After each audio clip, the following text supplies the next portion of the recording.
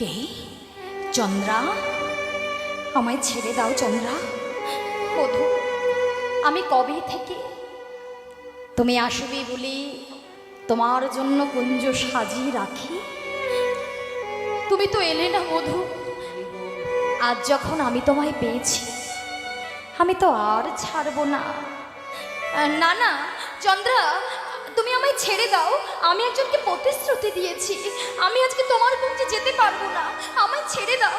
না না বধূ, আজকে তোমাকে যেতেই হবে। আমি কতদিন তোমার জন্য অপেক্ষা করলাম, আর আজকে যখন আমি তোমায় পেয়েছি আর আমি তোমায় ছেড়ে দেব না। চলো বধূ চলো। চন্দ্রার কর ধারণ করে গোবিন্দকে আপন কুঞ্জে নিয়ে গেলে। চন্দ্রাবলী তো কৃষ্ণ সেবার কিছু জানে না মা। সারা নিশি কুঞ্জে পেয়ে যে সেবা করেছে সবই বিপরীত সেবা। আজ আমি তোমাকে যে সেবা করব, কোনো দিনও তোমায় এমন ভাবে কেউ সেবা দেয়নি। তাহলে চিন্তা করে দেখুন তোমা, চন্দ্রাবলীও যেমন গোবিন্দের জন্য অপেক্ষা করে বসে থাকে, রায়ের ধ্বনিকেও তো গোবিন্দ কথা দিয়েছিল রায়ের কুঞ্জে যাবে। রাধারানীকে তো আগে কথা দিয়েছিল গো, তাকে প্রতিশ্রুতি দিল, রাধারানীও কুঞ্জ সাজিয়ে বসে আছে। কিন্তু গোবিন্দ চন্দ্রাবলীকে তো উপেক্ষা করতে পারল না। কেন? রায়ও কুঞ্জ সাজিয়ে বসে আছে, চন্দ্রাও কুঞ্জ সাজিয়ে বসে আছে, কিন্তু চন্দ্রাকে উপেক্ষা করতে পারল না। সারাটা রজনী চন্দ্রাবলীর কুঞ্জে আছে গোবিন্দ। হরি বল হরি বল। কেন? ভগবান যদি ভক্তকে একবার কথা দেয় না, ভক্ত যদি একবার ডাকার মতো ডাকতে পারে, ভগবান কখনো ভক্তকে উপেক্ষা করতে পারে না। ভগবানের আপন পর এগুলো কিছু নেই গো। রাধারানী আপন, চন্দ্রাবলী যে পর এমন হয় না। ভগবানকে যে ভালোবাসে রাধারানী পরে বলেছিলেন, আগে জানতাম বধূ একা আমার, এখন জানলাম তা নয় তা নয়। তারে যে জন ভজে কৃষ্ণ আমার তারই হয়। বল হরি বল। আগে জানতাম একা আমার, এখন জানলাম তা নয়। যে জন তাকে ভজনা করে কৃষ্ণ তারই হয়। তাহলে গোবিন্দকে যারা ভালোবাসে, গোবিন্দকে যে ভক্ত ডাকার মতো ডাকতে পারে, আর ভগবানও যদি একবার কথা দেয়, ভগবান কখনো তাকে বঞ্চিত করতে পারে না। কেননা এই চন্দ্রাবলীর ডাক এ তো শুধু এ জন্মের নয় গো, তাই না? চন্দ্রাবলী এত বড় মাপের ভক্ত, সে তো এ জন্ম থেকে ডাকছে না। সে কে ছিল? সে তো ছিল ভক্ত শবরী, যে নাকি সে ত্রেতা যুগ থেকে ভগবানকে ডেকে চলেছে। আর ভগবান বলে, যে ভক্তের ডাক একবার আমার শ্রুতিমূলে প্রবেশ করে, তাকে জনম জনম আর ডাকতে হয় না। সে যদি আমায় ডাকে, আমি তার ডাকে সাড়া দিই। তাই চন্দ্রাবলীও ছিল ভক্ত শবরী, যে রামায়ণে আমরা দেখেছি নিচু জাতি চণ্ডালিনীর মেয়ে ভক্ত শবরী, যে নাকি ভগবানকে রামচন্দ্রকে পেয়েছিল, ছোট থেকে ডেকেছিল, ভজনা করেছিল, পেয়েছিল বৃদ্ধ বয়সে, তাই না মা? তাহলে এর জন্যই তো বলছে তোমরা উপযুক্ত সময়ে ভজনা করো, উপযুক্ত সময়ে সাধনা করো। তোমরা ভেবো না যে আমি যখন বৃদ্ধ হব তখন আমি ভগবানকে ডাকবো। বৃদ্ধ হয়ে ভগবানের কৃপা তোমরা পাবে না। পাওয়া যাবে গো মা?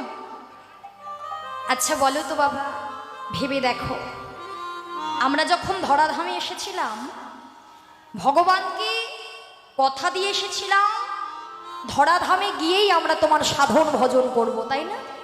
তা ভগবান আমাদের কত পরিপূর্ণ দেহ দিয়ে পাঠিয়েছে, সাধন ভজন যোগ্য দেহ দিয়ে পাঠিয়েছে, সুস্থ একটা পরিপূর্ণ দেহ দিয়ে পাঠিয়েছে।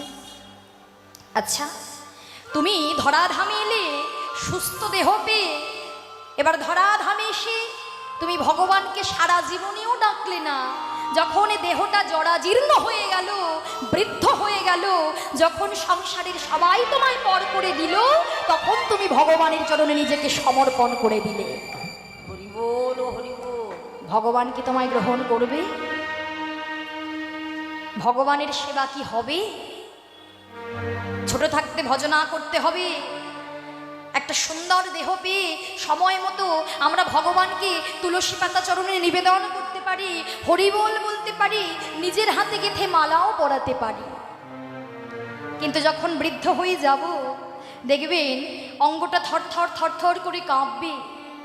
তুমি যদি তখন ভাবো মা আমি নিজের হাতে ভগবানকে গেঁথে একটা মালা পরাবো, দেখবে হাতটা তো কাঁপবে, সেই মালাটাই তুমি গাঁথতে পারবে না, ভগবানকে নিবেদন করতে পারবে না।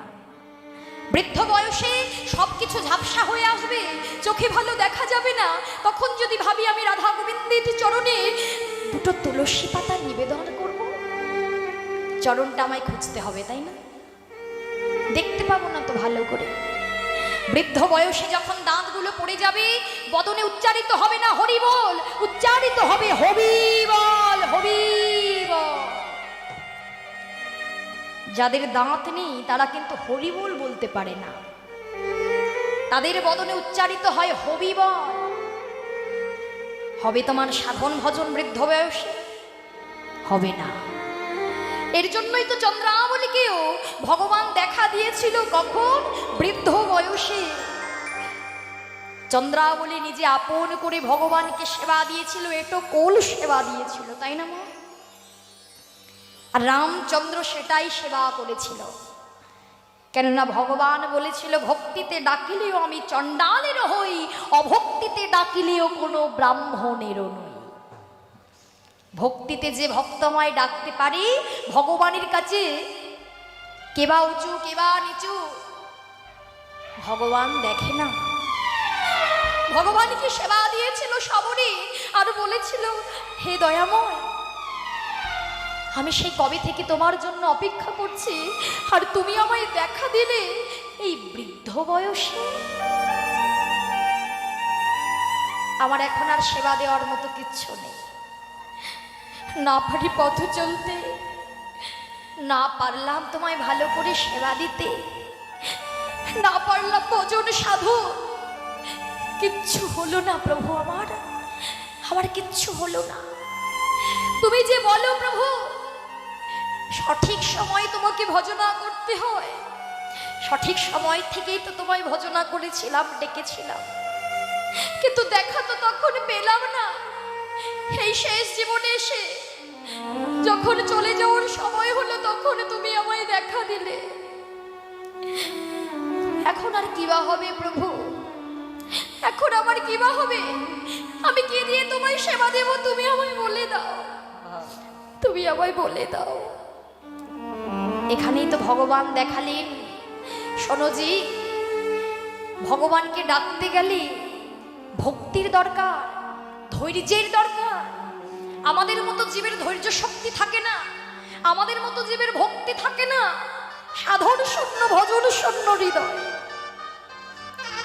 চিন্তা করে দেখো তোমা, আমরা ভাবি আমরা 1 বছর ভজনা করছি ভগবানের কৃপা পাবো। কত যুগ যুগ ধরে যোগীমুনি ঋষিগণ ভগবানকে ডেকেছে, সাধনা করেছে, ডাকতে ডাকতে প্রাণ প্রদীপ নিভে গেছে। তারা জানতো আজকে যে আমি ভগবানকে ডাকলাম, এ জন্মে না হলে পর জন্মে সে আমায় দেখা দিতে বাধ্য, তাকে ডাকে সাড়া দিতে হবে। এইখানেই দেখিয়ে দিয়ে গেলেন কতটা ধৈর্যের দরকার, কতটা ভক্তির দরকার। তুমি যেখানেই যাও না কেন মা, নবদ্বীপ ধামে যাও, বৃন্দাবন ধামে যাও, হৃদয় বৃন্দাবনটা যদি পরিষ্কার না থাকে, কখনো ভগবানের করুণা পাওয়া যাবে না। আর আমাদের মতো ভক্তের হৃদয় বৃন্দাবনটাই পরিষ্কার নেই, সাধন শূন্য ভজন শূন্য হৃদয়। সর্বদা ভগবানকে দর্শন করার জন্য কত কত তীর্থধামে ঘুরে বেড়ালাম, কিন্তু জানো প্রভু, একবারের জন্য হৃদয় বৃন্দাবনটা খুঁজে একবার দেখা হলো না। যে হৃদয় বৃন্দাবনে তুমি লুকিয়ে আছো, যে হৃদয়ে বৃন্দাবনটা পরিষ্কার করলে তোমার চরণে পেতাম, তোমার বদন দর্শন করতে পারতাম। হৃদয় বৃন্দাবনটা এতই জন্ম জন্মান্তরের পাপযুক্ত কাদামাটিতে লেপন করা আছে। আমরা তোমায় দেখতে পারলাম না প্রভু। এর জন্যই তো বলছি প্রভু, এবার তুমি আমায় বলো আমার গতি কিবা হবে। এখন আমায় দর্শন দিলে, কিন্তু আমি তো এখন তোমার তেমন ভাবে সেবা দিতে পারলাম না।